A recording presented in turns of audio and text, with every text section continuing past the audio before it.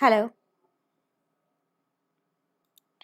Hello everyone. तो आज हम लोग अपने हिस्ट्री का चैप्टर 8 स्टार्ट करने वाले हैं जिसका नाम है vital villages and thriving towns. तो इस चैप्टर के बारे में आखिर क्या है जो है, इन चैप्टर के बारे में आखिर क्या क्या चीज़ें जो है लिखी गई हैं, गांव और शहरों के बारे में क्या क्या चीज़ें जो है मेंशन है, इसके बारे में आज हम लोग पढ़ने वाले हैं। तो चलिए अपने कायदे के हिसाब से चैप्टर के सबसे पहले बॉक्स को पढ़ते हैं जो हम लोग आज तक हर चैप्टर में पढ़ते हुए आए हैं। तो देखते हैं कि Prabhakar at the black Smith shop. जो प्रभाकर है वो कहाँ पे है? तो वो है एक लोहार की दुकान पे। ब्लैक स्मिथ का मतलब लोहार होता है, वो एक लोहार की दुकान पे है। तो देखिए यहाँ पे स्टार्ट करते हैं। Prabhakar sat watching the smith at the local shop. वो जो है वो जो है किसको देखता है? वो देखता है जो उसके यहाँ का लोहार होता है ना, वो वहाँ पे जो है अपने लोहार को देखता है। और वो कहाँ पे दुकान होती है? वो उसके लोकल एरिया में होती है। वो लोकल एरिया की कोई दुकान होती है, वो वहाँ पे बैठ जाता है।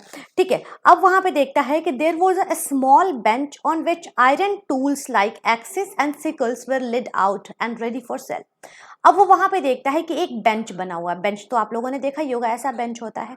ठीक है, तो उससे वो देखता है कि यहाँ पे एक बेंच बना हुआ है। ठीक है, और इस बेंच पे जो है अलग अलग टाइप के टूल्स जो हैं वो रखे हुए हैं।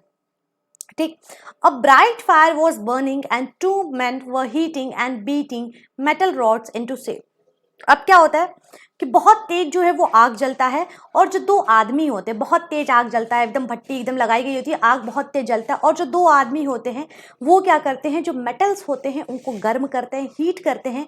उसके बाद जो है उसको गर्म करके उसको पीटते हैं, और जो भी उनको उन मेटल्स का शेप चाहिए होता है वो उस शेप पे उसको लेके आते हैं।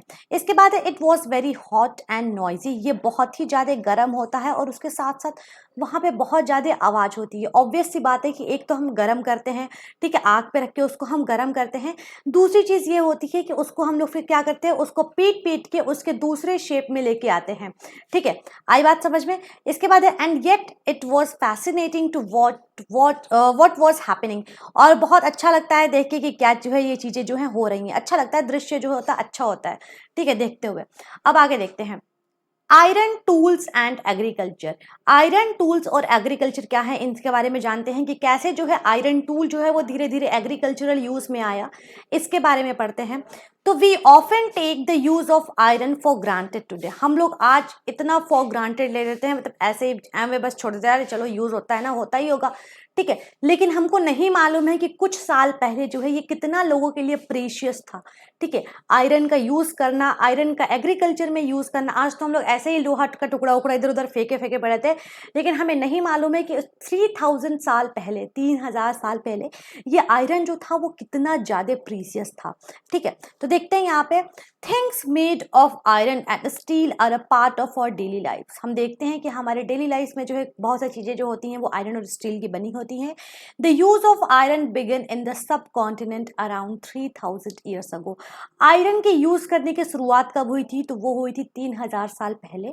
सम of the largest collection of iron tools and weapons were found in the megalithic burials about which you read in chapter 4। कुछ आयरन के टूल्स और कुछ आयरन के वेपन्स जो हैं वो मेगालिथिक ब्यूरियल्स में पाए गए। मैंने बताया था आपको कि ऐसे ऐसे पत्थर रखे गए थे, ऐसे ऐसे ऐसे ऐसे पत्थर रखे गए थे, और बीच में क्या थी? समाधि थी। ठीक है, और अब साइड साइड में सब पत्थर रखे हुए थे, और इसमें इंपॉर्टेंट इंपॉर्टेंट जो चीज़ें रखी गई थी। तो हम लोगों ने जो ये मेगालिथिक पढ़ा था, तो इसमें हम लोगों ने पढ़ा था कि बहुत सारी चीज़ें जो हैं इसके अंदर जो रिच होते थे वो क्या करते थे कि बहुत सारी चीज़ों को रखते हो, क्योंकि वो लाइफ आफ्टर डेथ में विश्वास रखते थे। तो वो ढेर सारी चीज़ें जो है, तो जब इंसान मरता था तो उसके साथ उनके जो वेपन्स होते थे, ठीक है, उनके जो भी गोल्ड मेटल होते थे वो उनके साथ उसमें दफना देते थे। आगे देखते हैं। About 2500 years ago, there is an evidence for the growing use of iron tools। 2500 साल पहले जो है हमें पता चलता है कि यहाँ पे जो है यहाँ पे आयरन टूल्स का जो यूज़ है ना वो काफ़ी तेज़ी से बढ़ने लगा। ठीक है, यानी कि लोग जो थे वो काफ़ी तेज़ी से आयरन टूल्स को, आयरन वेपल्स को यूज़ करना स्टार्ट कर देते हैं। These included axes for clearing forest. और ये यूज जो होता है वो क्यों होता है? तो सबसे पहले जो रीजन है इसके यूज़ होने का वो है एक्सेस, मतलब कुल्हाड़ी बनाने के लिए। अब कुल्हाड़ी क्यों बनती थी भाई? जंगलों की कटाई करने के लिए। ठीक है, दूसरा एंड द आयरन प्रोसेस। जो हल होते हैं ना, हल हल ऐसे बनते हैं, आई थिंक हल ऐसे होते हैं। ठीक है, तो इसमें जो ऐसे लगा होता है, ये पहले क्या होता था, ये पहले लकड़ी का होता था, अब ये क्या होने लगा, अब ये आयरन का होने लगा। अब जब आयरन का होने लगा तो सॉइल की प्रोडक्टिविटी ज़्यादा अच्छी होने लगी। भाई लकड़ी से जो है सॉइल जो थे थोड़े कम पलटते थे, ठीक है, उसमें जो है फर्टिलिटी कम आती थी, तब वो अच्छे से टूटता नहीं था। लेकिन जब आयरन का यूज़ होने लगा तो मिट्टी जो है अच्छे से टूटने स्टार्ट हो गए। तो इससे क्या हुआ, एग्रीकल्चर में प्रोडक्टिविटी जो थी वो काफ़ी अच्छी होने लगी थी, ठीक है। As we had seen, the plowshare was useful for increasing agriculture production. जैसा कि हम लोग देखते हैं कि जो हमारा ये plowshare है, मतलब जो ये हमारा हल है, वो हमारे एग्रीकल्चर प्रोडक्शन के लिए जो है काफ़ी यूजफुल रहा है, ठीक है। अब आगे देखते हैं other steps to increase production, और कौन कौन से स्टेप हैं प्रोडक्शन को इंक्रीज करने के लिए। The king and the kingdoms you have been reading about could not have been existed without the support of the flourishing village. जो राजा, ठीक है, जो राजा और राज्य जिनके बारे में हम लोगों ने पिछले चैप्टर में पढ़ा था, वो एग्जिस्ट ही नहीं करते, वो रहते ही नहीं अगर जो है जो गांव थे वो सपोर्ट नहीं करते, जो गांव के लोग थे, जो गांव का काम था, अगर वो सपोर्ट नहीं करता तो कभी भी कोई भी राजा महाराजा नहीं रहते। While new tools and the system of transplantation increase production, irrigation was also use. जबकि जब नए नए टूल्स आए तो इससे क्या हुआ कि एग्रीकल्चर सिस्टम में काफ़ी मॉडर्नाइजेशन आया, ठीक है, अलग अलग तरीके से इरिगेशन यानी कि पानी की सिंचाई होने लगी। उसके साथ से irrigation works that were build during this time included canals, wells, tanks and artificial slags. अब पहले एग्रीकल्चर का क्या सिर्फ मेन स्रोत क्या था, एग्रीकल्चर का सिर्फ एक सोर्स क्या था, वो था बारिश। लेकिन अब आर्टिफिशियल जो है सोर्स भी क्रिएट किए जाने लगे, जैसे कि कैनाल्स, वेल्स, टैंक्स और आर्टिफिशियल लेक्स जो हैं वो बनाने लगे, ठीक है, नहर वगैरह, कुआं, टैंक और आर्टिफिशियल जो है नहर वगैरह बनाया जाने लगा इन लोगों के लिए, ठीक है। अब आगे देखते हैं। If you look at the chart, you will find that some of the stages of the construction of irrigation works are mentioned. अगर आप लोग जो है चार्ट में देखेंगे तो कुछ स्टेज मेंशन किए गए हैं, ठीक है। Fill the rest by using the following phrases. अब इन सबको यहाँ पे एक बॉक्स बना हुआ है कि सबसे पहले जो है राजा क्या करता था, राजा को क्या चाहिए होता था, फिर वो लोगों से टैक्स लेता था, फिर यहाँ पे तीसरे, पाँचवें, छठवें नंबर पे इसमें से भर के लिखना है, ठीक है। ये आप लोगों का होमवर्क रहेगा कि ये कौन से स्टेप पे ये सारी चीज़ें आएंगी, तो आपको इसको अलग अलग उठा के पुट करना है, ठीक है, कि तीसरे नंबर पे क्या आएगा, फिर चौथे नंबर पे तो ये आ गया, फिर पाँचवें नंबर पे क्या आएगा, छठे नंबर पे ये आ गया, ठीक है। तो ये चीज़ें करनी है आपको। आई बात समझ में आपको? चलिए अब आगे देखते हैं। Who lived in the villages? या अब ये पूछा गया है कि गांव में कौन रहते थे, ठीक है। तो there were at least 3 different kinds of people living in the most villages in the southern and the northern part of the subcontinent. अब देखिए 3 टाइप के लोग थे जो सदर्न और northern part of the continent रहते थे, जो साउथ और नॉर्थ साइड में जो रहते थे कंट्री के, उनमें जो है 3 जो है डिफरेंट काइंड ऑफ लोग थे। तो सबसे पहले थे तमिल वाले रीजन की बात करें, ठीक है, तमिलनाडु साउथ रीजन की अगर हम लोग बात करें तो 3 इंपॉर्टेंट लोग थे। तो सबसे पहले क्या थे, large land owners were called Vellalar, ठीक है, जो बड़े बड़े जमींदार थे उनको क्या बोला जाता था, तो उनको बोला जाता था वेललर, याद रखिएगा, ठीक है। इसके बाद से है ordinary ploughman were known as Uzhavar, जो नॉर्मल किसान थे, ठीक है, जिनके पास जमीन थी, जो अपनी खेती बाड़ी करते थे, जो नॉर्मल किसान थे, उनको क्या बोला जाता था, उनको बोला जाता था उजावर, ठीक है, याद रखिएगा। जो बड़े बड़े जमींदार थे उनको वेललर, जो नॉर्मल किसान थे उनको अजावर, और जिनके पास जमीन नहीं थी, ठीक है, जिनके पास जमीन नहीं थी, जो दास दासिया थे, ठीक है, जो दूसरों के खेतों पे काम करके अपना जीवन चलाते थे, तो इनको हम लोग क्या बोलते थे, कदसियार या फिर अदिमई, ठीक है, याद रखिएगा क्या बोलते थे हम लोग इनको, कदसियार या फिर अदिमई, ठीक है। यहाँ पे मैं बस कदसियार लिख दे रही हूँ। तो ये आपको स्टेप समझ में आ गया कि वेललार कौन कहलाता है, जो जितने भी रिच लैंडलॉर्ड होते थे वो वेललार कहलाते थे। दूसरे नंबर पे आता है हमारा उजावर, उजावर में जो नॉर्मल हमारे फार्मर्स होते थे वो उजावर में आते थे। और तीसरा था हमारा कादिसियार, कादिसियार में जितने भी हमारे स्लेव्स वगैरह थे वो कादिसियार के अंदर आते थे। तो इतनी चीज़ें आपको क्लियर हो चुकी हैं। अब आगे बढ़ते हैं। तो in the northern part of the country the village headman was known as grama bhojaka. अब जो नॉर्थ साइड का, साउथ साइड की तो बात हो गई, तमिलनाडु के टाइप साइड की बात हो चुकी है। अब नॉर्थ साइड की बात कर रहा है कि northern part of the country the village headman was known as grama bhojaka. जो गांव का जो मुखिया था उसको ग्राम भोजका कहा जाता था, ठीक है। विलेज हेड को क्या कहा जाता था, ग्राम भोजका। ये बहुत इंपॉर्टेंट है, 1-2 नंबर में ऐसे क्वेश्चंस आ जाते हैं कि विलेज हेड को जो है northern part of the country में क्या कहा जाता था, तो विलेज हेड को कहा जाता था ग्राम भोज का। बहुत इंपॉर्टेंट है, ये चीज़ें आप लोग बिल्कुल याद रखिएगा, ठीक है। आगे देखते हैं। Usually man from the same family held the position for generation. जो नॉर्मली जो लोग जो आदमी होते थे, एक ही फैमिली के आदमी जो जैसे कि पहले पापा, फिर उनके बेटे, फिर उनके बेटे, फिर उनके बेटे, फिर उनके बेटे, ऐसे जो है लोग जो है क्या होते थे कि नॉर्मली जो है वो लोग जो है क्या करते थे कि नॉर्मली प्रधान जो है बनते जाते थे, ग्राम भोज का जो है वो लोग बनते जाते थे। ठीक है, अब आगे देखते हैं। In other words the post was hereditary. इसका मतलब कि पोस्ट जो था वो हेरिडेटरी था। हेरिडेटरी का मतलब मैंने बता दिया कि उनके पापा, उनके पापा, उनके पापा, मतलब कि जैसे जैसे सक्सेस, मतलब कि जो भी उनके वंश आता जाता है, नेक्स्ट जो वंश होता है, ठीक है, नेक्स्ट जो वो होता है, मालिक होता है, जो उनके बेटे होते हैं, वो जो है नेक्स्ट बनते जाते हैं। ठीक है, अब आगे है द ग्राम भोज का was often the largest land owner. जो ग्राम भोज का था वो सबसे बड़ा जो है लैंड ओनर था, सबसे बड़ा जमींदार था। Generally he had slaves and hired workers to cultivate the land. Normally उसके पास दास दासियाँ होते थे और वर्कर्स होते थे जो क्या कर सकते थे, जमीन पे खेती बाड़ी का काम कर सकते थे। इसके बाद है besides as he was powerful the king often used him to collect taxes from the village. जबकि वो जो है बहुत ज़्यादा पावरफुल था, तो किंग जो है उनसे क्या करता था कि उनसे बोलता था कि आप जो है टैक्सेस को कलेक्ट करके रखिए और हमको दीजिए। He also function as a जज and sometimes as a policeman. और वो जो ग्राम भोज का था, जो ग्राम हेड थे, वो कभी कभी जो है जज की तरह भी काम करते थे। मतलब गांव में अगर कोई मसले होते थे, ठीक है, कि लड़ाई वड़ाई होती थी, तो उस टाइम वो जज का भी काम करते थे, उसके साथ साथ वो पुलिसमैन का भी काम करते थे, मतलब वो पनिशमेंट वगैरह भी देते थे। अब आगे देखते हैं। Apart from grama bhojaka there were other independent farmers known as grihapatis. Grama bhojaka के अलावा कुछ और भी जो है इंडिपेंडेंट फार्मर्स थे जिनको हम बोलते थे गृहपतिस। ठीक है, ग्राम भोजका तमिल साइड के बारे में, सॉरी नदन साइड के बारे में बात कर रहा है। तमिल साइड के बारे में तो हम लोगों ने बात कर लिया। तो सबसे पहले आते हैं हमारे ग्राम भोजका, ठीक है, जो विलेज हेड होते हैं।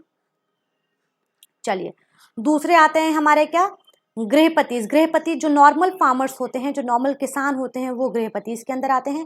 मोस्ट ऑफ हुम वर स्मॉलर लैंड ओनर्स। बहुत सारे इसमें से जो है छोटे छोटे जमींदार होते, छोटे छोटे जो है जिनके पास जमीन होता था वो होते थे। And then there were men and women such as dasa and karmakara who did not own land and had to earn a living working on the field own by the others. अब क्या होता था कि इसके तीसरे वाले नंबर पे जो आते हैं वो आते हैं कर्मकर, कर्माकर। ये जो वो होते थे जिनके पास कोई भी जमीन नहीं होता था। तो ये भी बिल्कुल जैसे हम लोग देखेंगे कि बिल्कुल साउथ वाले टाइप की जैसे रहा, जैसे हम लोगों ने अभी यहाँ पे पढ़ा था कि वेलालार जो होते हैं वो बिल्कुल रिच लैंड ओनर्स होते हैं, उजावर जो होते हैं वो नॉर्मल किसान होते हैं जिनके पास अपनी जमीन होती है, और कादिसियार जो होते हैं वो क्या होते हैं, जो स्लेव्स वगैरह होते हैं वो ये होते हैं। हम तीनों इनके बारे में पढ़े थे, बिल्कुल ये सेम है। ग्राम भोज का जो होता है वो विलेज का हेड होता है, नॉर्मली इसके पास बहुत ज़्यादा ज़मीनें होती हैं। उसके बाद से गृहपति, गृहपति क्या होता है, ये नॉर्मल किसान होता है। और जो कर्मकर होते हैं ये क्या होते हैं, ये लैंडलेस लेबर होते हैं, ये स्लेव्स होते हैं, ठीक है, जो दूसरों के खेतों पे काम करके अपनी जीविका चलाते हैं। आपको बात समझ में आ गई। अब आगे देखते हैं। Apart from grama bhojaka there were other independent farmers. Grama bhojaka के अलावा यहाँ पे और भी अलग अलग टाइप के फार्मर्स थे, known as grihapatis, most of whom were small land owners. जिसको हम लोग क्या बोलते हैं, गृहपतिस बोलते हैं। और इसमें से ज़्यादातर जो थे वो क्या थे, छोटे छोटे जो है छोटे लोग थे जो छोटा मोटा जमीन रखते थे। ठीक है, and then there were men, ये तो मैंने बता दिया आपको, दास कर्मकरा, सॉरी ये मैंने आपको टॉपिक बता दिया। अब आगे देखते हैं। In most villages there were also some craft person such as blacksmith, potter, carpenter and weavers. बहुत सारे जो है गाँव में क्या था, कुछ क्राफ्ट पर्सनस भी थे, जैसे कि हम आते हैं हमारे ब्लैकस्मिथ, पॉटर, कारपेंटर और वीवर, ये सब जो थे बहुत सारे विलेजेस में क्या थे, कुछ क्राफ्ट पर्सनस भी थे। अब आगे देखते हैं। The earliest Tamil composition. अब अर्लीस्ट तमिल कंपोजिशन में देखते हैं जरा सा क्या है इसमें, तमिल कॉम्पोजिशन में क्या बनाया गया है, क्या कंपोज किया गया है। तो some of the earliest work in Tamil, Tamil में जो सबसे पहला काम हुआ था वो हुआ था संगम लिटरेचर का। ठीक है, संगम लिटरेचर को कंपोज किया गया था 2300 साल पहले। और ये जो है these texts were called Sangam because they were suppose to have been composed and compiled in assemblies of poets that were held in the city of Madurai. ये जो संगम है, इसको संगम क्यों कहा गया, क्योंकि ये जो है ये उन लोगों के जितने सारे पोएट्स थे जब एक जगह मदुरई में मौजूद थे, जब एक जगह उनका सम्मेलन हुआ था, एक जगह असेंबली में जब ये मौजूद थे, तब वहाँ से जो है संगम जो है कंपोज हुआ था। ठीक है, इसीलिए इसका नाम संगम रखा गया। आपको बात समझ में आ गई। The Tamil terms mentioned above are found in Sangam literature. जितने भी यहाँ पे तमिल टर्म मेंशन है यहाँ पे, जैसे कि मैंने बताया आपको वेलालार, उजवार और कादिसियार, ये जो टर्म यहाँ पे मेंशन है ये सब जो है अब किसका पार्ट है, ये सब जो है, अब ये सब चीज़ें जो हैं वो संगम में लिखी हुई हैं, संगम लिटरेचर में ये सारी चीज़ें जो हैं वो लिखी हुई हैं। आपको आ रही है बात समझ में इतनी? चलिए अब आगे देखते हैं, यहाँ से पढ़ना हमको। Finding out about cities, stories, travellers, sculptures and archaeology. ठीक है, किन के बारे में हम लोग जानते हैं, शहरों के बारे में, कभी कहानियों के बारे में, ट्रैवलर्स के बारे में, स्कल्पचर्स के बारे में और आर्कोलॉजी के बारे में। तो देखते हैं यहाँ पे क्या क्या है। You may have heard of the Jatakas, these were the stories that were probably composed by the ordinary people but then written down and preserve by the Buddhist monk। अब ये क्या है कि आप लोगों ने जटाकास के बारे में सुना होगा, अभी हम आपको बताते हैं कि क्या था ये। ठीक है, ये एक कहानियाँ थी जिसको जो है नॉर्मल लोगों ने लिखी थी। ऑर्डिनरी पीपल का मतलब होता है नॉर्मल लोग। ठीक है, नॉर्मल लोगों ने लिखा था, बट इनको रखा गया था, इनको किसने रखा था, तो बुद्धिस्ट मंक जो थे उन्होंने जो है इनको सुरक्षित तरीके से जो है इसको रखा था।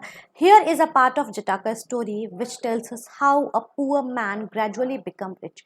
यहाँ पे जो है एक जटाका स्टोरी की एक पार्ट है जिसमें बताता है कि कैसे जो है एक बूढ़ा आदमी, एक बूढ़ा गरीब आदमी जो है कैसे जो है अमीर बन जाता है। इसके बारे में यहाँ पे ये स्टोरी जो है वो डिस्क्राइब करती है। बस 1 मिनट जरा सा ब्रेक दीजिएगा आप लोग हमको। ओके, चलिए, तो ये जटाका स्टोरी जरा सा हम लोग पढ़ लेते हैं। द क्लेवर पुअर मैन, ठीक है, चतुर होशियार जो है बूढ़ा आदमी, इसके बारे में जरा देखते हैं। Once upon a time there was a clever poor young man who lived in a city. His only resource was a dead rat. He started off by selling it for a coin to a hotel for their cat. एक समय की बात है, एक शहर में जो है एक बहुत बूढ़ा आदमी रहता था और उसके पास सिर्फ उसके आमदनी का जरिया ये था मरा हुआ चूहा। अब वो मरे हुए चूहे का क्या करता था, तो मरे हुए चूहे को जाता था, वो बड़े बड़े होटल्स को देता था जहाँ पे जो है बिल्लियाँ खाती थी उन मरे हुए चूहे को, और 1 रुपए के लिए जो है, 1 सिक्के के लिए जो है होटल्स को जो है एक मरा हुआ चूहा देता था। अब आगे देखते हैं। Then one day there was a storm. एक दिन जो है क्या हुआ, आंधी आई। The king garden was littered with the branches and leaves. जो राजा का जो वो था, बागीचा था, उसमें जो है पूरे हर जगह जो है टहनियाँ टूट टूट के गिरी हुई थी। अब आंधी आती है तो पत्ते वगैरह, टहनियाँ वगैरह टूट के तो गिरती ही हैं, नॉर्मल सी बात है, तो ऐसे गिरी हुई थी। And the gardener was at a loss as to how to clear the mess. अब गार्डनर जो था, जो माली था, वो एकदम परेशान हो गया था कि कैसे जो है हम इन इतनी सारी चीज़ों को साफ करें, क्योंकि बहुत ज़्यादा जो है बिल्कुल गंदा मच गया था वहाँ पे। ठीक है, the young man offered to clean the garden if he could keep the wood and the leaves. जो बूढ़ा आदमी था, उसने बोला कि मैं जो है क्या करूँगा, मैं इसको पूरा साफ कर दूंगा, अगर तुम मुझे जो पत्ते हैं और जो टहनियाँ हैं, अगर तुम मुझे उन पत्तों और टहनियों को अपने पास रखते हैं दोगे, जो लकड़ियाँ टूट के गिरी हुई हैं, अगर तुम मुझे उनको ले जाने दोगे तो मैं ये सारी चीज़ें तुम्हारी साफ कर दूंगा। The gardener agreed at once. Gardener जो है खुश हो गया। ठीक है, अब देखते हैं। The young man rounded up all the children who were playing with an offer of sweets for every stick and leave that they could collect.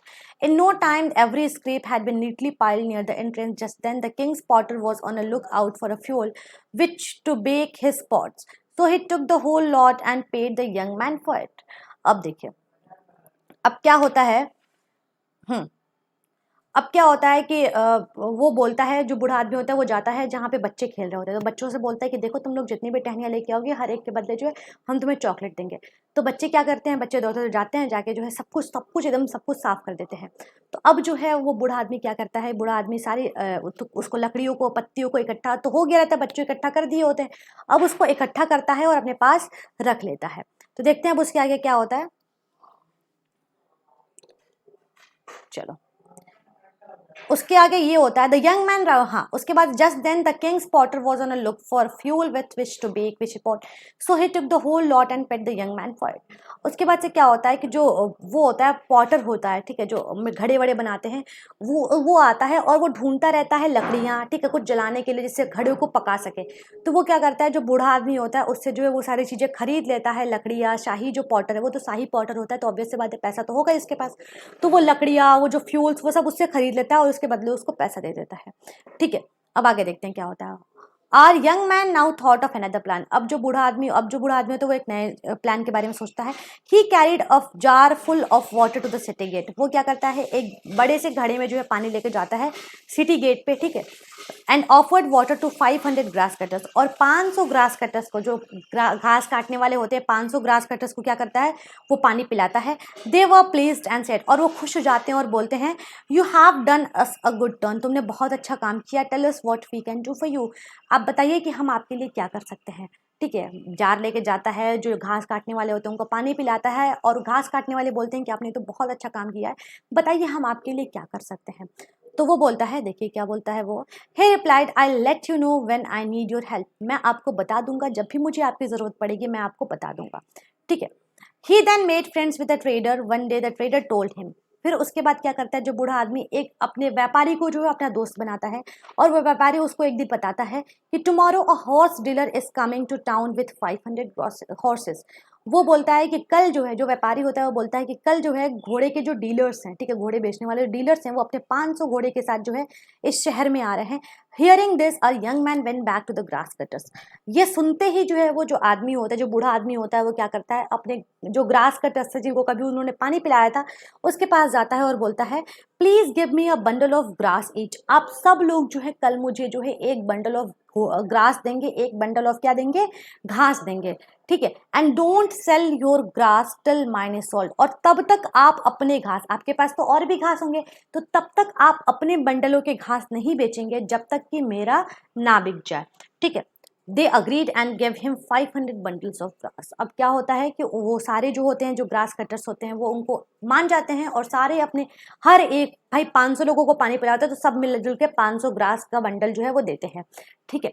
अब देखते हैं, when the horse dealer could not buy grass anywhere else। जब horse dealer जो है कहीं से भी घास नहीं खरीद पाता है, क्योंकि सबको जो है इन्होंने मना कर दिया होता है कि कोई भी जो है, जब तक मेरा नहीं बिक जाएगा तब तक कोई भी जो है इन हॉर्सेस को, इन ग्रासेस को नहीं बेचेगा, ठीक है। He purchase the young man grass for 1000 coins. जब कोई भी इसको नहीं बेचता है तो जो भी वो आए रहते हैं, हॉर्स डीलर्स आए रहते हैं, वो क्या करते हैं कि यंग जो बूढ़ा आदमी होता है उसके जो है उसको ग्रासेस को जो है 1000 सिक्कों के बदले जो है उसके 500 ग्रासेस को ले लेते हैं, ठीक है। तो ये बात आपको कंप्लीट समझ में आई है। इसके बाद हम लोग पढ़ने वाले हैं अपना नेक्स्ट टॉपिक। ये वीडियो जो है काफ़ी लेंदी होते जा रहा है, तो हम आपको मिलेंगे आपके नेक्स्ट वीडियोस में। तब तक के लिए थैंक यू सो मच।